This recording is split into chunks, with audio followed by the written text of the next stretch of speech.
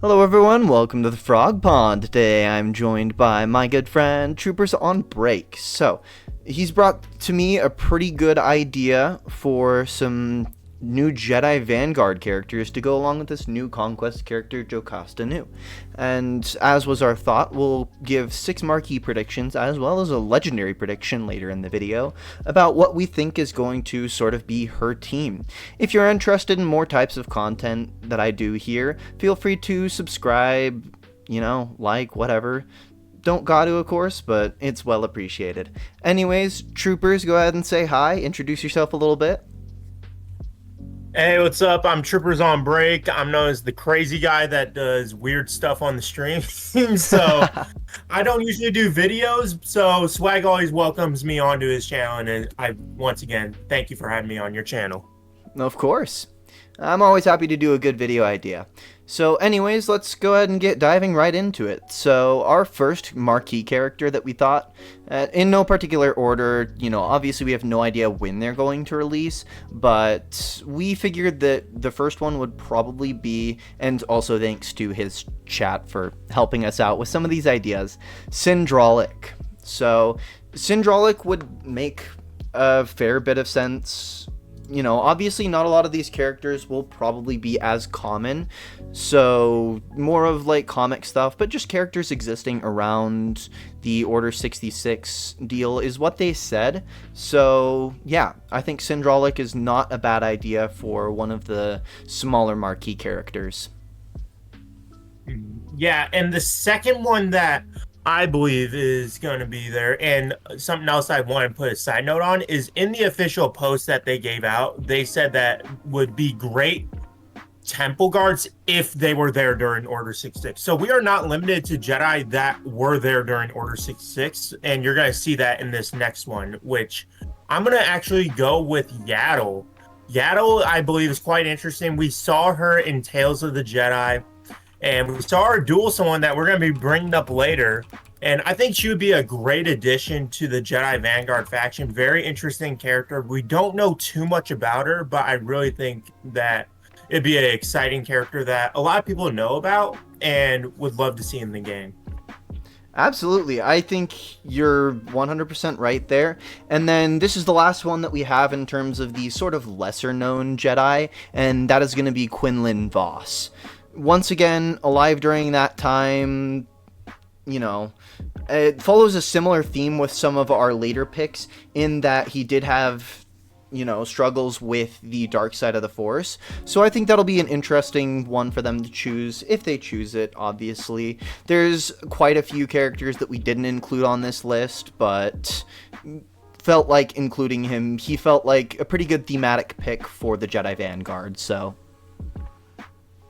I couldn't agree more. And I'm going to go ahead and do the pairing, the little couple in the comics, if you guys read comics. And I'm going to go with Jedi Asajj. So those of you that don't know, Asajj and Quinlan Vos have a little bit of a romance in the comics.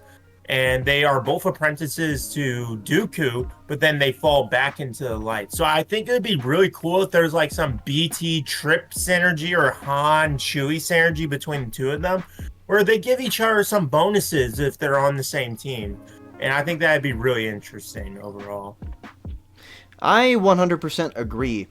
And sticking with the theme of Jedi Asajj and still Jedi that have had kind of a struggle with the dark side, our last pick for, and this could be a toss-up, either of these next two could be the legendary character for the Jedi Vanguard. However, we think the most likely Jedi Vanguard is our next pick. So this first pick is going to be Jedi Grand Inquisitor. Now, Jedi Grand Inquisitor, obviously we've seen a lot of singing about him coming to the Vanguard by a lot of different people. There's a lot of chatter about it, and I think they're going to follow up with the hype per se and add Jedi Grand Inquisitor. However, I firmly believe that he will probably be sort of a Great Mother's style marquee character, where they're going to make like a legendary style marquee character. He's going to be really good for the team, and then they're going to come out with this next legendary character. And Jedi Grand Inquisitor does make a lot of sense pairing with Jocasta knew. And I'm really excited to see what they might do with the kit, and if any of these characters could be thrown into, say, like a Jedi Master Kenobi, or even a Jedi Master Luke type team. Yeah, no, I think you hit it right on the nail when you said Light Great Mothers. And I think Jedi Grand Inquisitor could be that X Factor character where he's a marquee legendary, where he's lifting up those leftover Jedi Vanguards, because we have a lot of Jedi Vanguards that they add to the game that we don't get a lot of use out of. So I think it would be quite interesting if we saw him lift up those characters.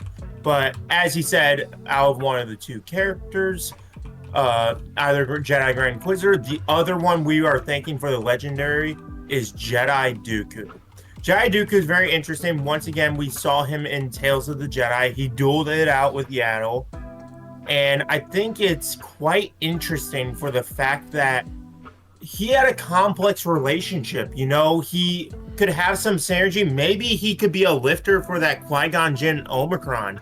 Maybe it's a savior mechanic for Qui-Gon. Or maybe Qui-Gon, remember when he force pushed back Padawan Qui-Gon? Maybe Qui-Gon takes some damage and Dooku gets enraged or something, like how he did in Tales of the Jedi. I really think Jedi Dooku would be quite interesting in the aspect that he has so many opportunities. You could also tie some synergy with Mace Windu, because they went on multiple missions together, and they were very close friends at the time when they were both going for that next position in the Jedi Council. 100%. And I think it would be... I doubt we'll get any more... neutral characters per se, but it would be really cool to have some sort of neutral character tied to it that is, you know, one of those Jedi that is more in the transition between light and dark. I think that would be neat, though, you know, we will most likely, that's kind of just a ballpark shot. I doubt that's going to happen, but it'd be cool to have more neutral characters and sort of see the neutral side of things explored a little bit more in the game. Yeah, and I do have a question for you. With us getting all these Jedi Vanguards and them all coming out around the time of when this raid is going to end, what do you think the format of this raid is going to be like? Because it's really following the pattern of the Gungans and the Quadme team, where we got Quadme, Jedi, Padawan Obi-Wan, and Master Qui-Gon. And I think it's quite interesting because we're getting two teams basically out of this. We're getting and so I want to ask you, what do you think the format and style of the raid's going to look like? Because I'm obviously assuming this legendary, and Jocasta knew, she said she's going to be a lifter for the legendary. They confirmed that in the post. What do you think the teams, the formats, and the style, as a little teaser to the raid for your prediction? Well, that's a great question. Honestly, I don't even fully know what the raid is going to be. I mean, let's be real. We don't know if they're going to try and incorporate more Spectre units into it, or if they're just going to kind of gloss by the Spectre, which would kind of make a lot of people who farmed Ahsoka, myself included, kind of left in the dust with all the raid stuff. So I feel like they would probably include Spectre, but... honestly, it does seem like they're going more towards sort of a Jedi Temple style thing, which would be really interesting. I feel like they could theme it more towards sort of the style that the Sith Triumvirate raid had, and I think that would be really cool, because the Sith Triumvirate raid was a lot of fun. It was very cinematic. It was just really cool. So I think they could go with something like that, where you're progressing through the temple, essentially, or trying to get out of the temple. Who knows? There is a lot of paths that they could take with it. If they do a Jedi Temple raid, if they don't do a Jedi Temple raid, there's a lot of stuff that they could do.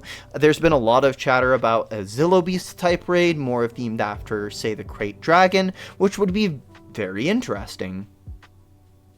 Yeah, I think there's a lot of possibilities. The reason why I'm saying a strong chance on the Jedi Temple raid is because they specifically are hinting at those that would have been there to protect the temple during Order 66. So something that I thought would be cool is if there were endless waves of 501st troopers, which I know it'd be a I little don't know. repetitive. Yeah, I'm kind of getting tired of all this endless waves crap. I'm in the CG thought process. Uh, So if I'm thinking Unfortunately, realistic, you're probably right, but I don't want to say it.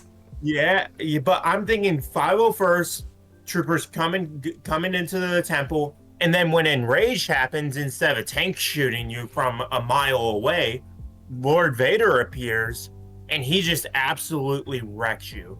And I just want to hint on something. I just feel horrible That for those of us would be that neat. thought that the mercenaries, like the Great Mothers, Bail and Skull, Ahsoka, were all going to be tied to a new raid because we thought the timeline for the new Oh, raid was yeah. going to be around February, March. I just feel really bad for everyone that was like, oh, the mercenary, it's going to be a mercenary raid, Spectres, Night Sisters, all that. And I feel really bad for the people that invested in that because CG didn't communicate. Oh, this team will not be needed for a raid. And Yeah. my last thing that I'm going to say, and now I'll let you take it away, is they need to step up on this Revenge of the Sith era. You know, Yes. they did a short Spectre era, and then they did the Bad Batch era where the event was canceled. I really, really hope that they pick it up with the Revenge of the Sith era and give Oh, us an yeah. exciting content and give us something to be thrilled with because a For lot of sure. people, this is their childhood. So that's what I'll leave it at. I agree. The Bad Batch era honestly felt somewhat unremarkable, which was really disappointing because a lot of those characters are really good characters and a lot of, there's a lot of hype around Bad Batch. It's a really good show. So I feel like they really did miss the mark a little bit with the Bad Batch era, and I do hope that they pivot around and make it more exciting. Reskin character. Yeah, essentially. I would Like, there's just so much that they sorry. could do with it. There's so much that they could do with it. And I really feel like it would be a waste of potential if they didn't include like a few new events, TB new mission raid, with Dr. yeah. As a TB unit. Oh, what could have been? There could have been so much interesting stuff there. They could have come up with like a rotating event for it, though they'll probably do an assault battle in the future, I would assume. They said that they're scrapping the whole event thing with Bad Batch. Really? And that's why there's the big apology. Yeah, Meathead said on Discord. Right, Yeah, that's what the that was Bad Batch about. That event's they won't be being doing any of scrapped out that. and Dang, it's being man. completely thrown out. Well, Yep. what could have been? Yeah, like I said, I think they missed the mark with it. I think there's a lot of room to improve with more interactive eras. If they're going to be releasing so many marquee characters, why not make it more exciting for players instead of just, dropping these alright characters, making an alright team that nobody's going to farm until they're 12 million GP. But yeah, I really think there's a lot of room that they can improve with this and really make these eras sort of a really good experience for players. Yeah, and just to close up on my final remarks is if we're getting all these marquees, it's going to be between if an average cost of $250 per marquee character instead of the 300, because you can get the refresh nodes on the last 100 shards. It's going to cost an average of $1,200 to $1,500 in order to get this legendary day one. So if you want us to invest our time and our money, and you want us to get excited and promote this character as content creators, make it exciting, make it engaging. Be like, oh wow, this raid's gonna be coming. This is so cool. We're gonna be reliving our childhood. This is so awesome. Yeah, lean into it. Don't give us hope. Don't give us false hope of, oh, this could be a TB character. This could be a Zillow Beast raid. This could be a Mount Tantus raid. And I know that's on us. We get a little overexcited at times and we over speculate. I will give them that. But at the end of the day, Speculation's the fun of it. Where we're setting the bar so low. Just don't pull out events. Give us characters that are exciting. Don't give us another Master Qui-Gon, just another reskin character, just so that we can fill that slot to get another marquee for the event and stuff. I really hope that they get creative with some of our ideas and stuff like that. And that's what I'll close with. Yeah, 100%. I doubt they'll see this video, obviously, but, who cares? Who cares? What matters is we're putting it out there. we want to see something cool. Make this game more exciting. Like, it's a fun game. There's a lot of potential here, and I feel like it would be wasted if they kept, you know, sort of backtracking themselves and not really doing anything with these eras. So, anyways, I'll go ahead and give you guys an out here. Thanks for watching. Thank you so much. Please check out Troopers on Break's channel. It'll be linked in the description. Very cool guy. He's got some pretty good takes. Honestly, his streams are pretty fun. If you're looking for a chaotic SWGOH stream where you never know what's going to happen next, feel free to check out his streams. Also, if you are interested in seeing the SWGOH 4 face reveal, I'm doing a thing right now. If we get 34 members by the start of March, then I'll go out and get a webcam. We'll do a Dress to Impress stream with Rabid Beaver. He'll be in a maid outfit. Troopers on Break will be there in a Slave Leia outfit. And then, obviously, I'll be there, and we'll probably have one Tired Sith there as well. And that will include, you know, my face in videos and streams in the future. So if you're interested in that, and no, I'm not holding this hostage. If I don't hit the goal, I will still do a face reveal in the future. It just may be a little bit later, and it probably won't be tied behind anything, so don't worry about that. If you're interested in that, feel free to check out memberships just on my channel. Thank you guys so much for watching. I really can't thank you guys enough, and as always, I will see you guys in the next one.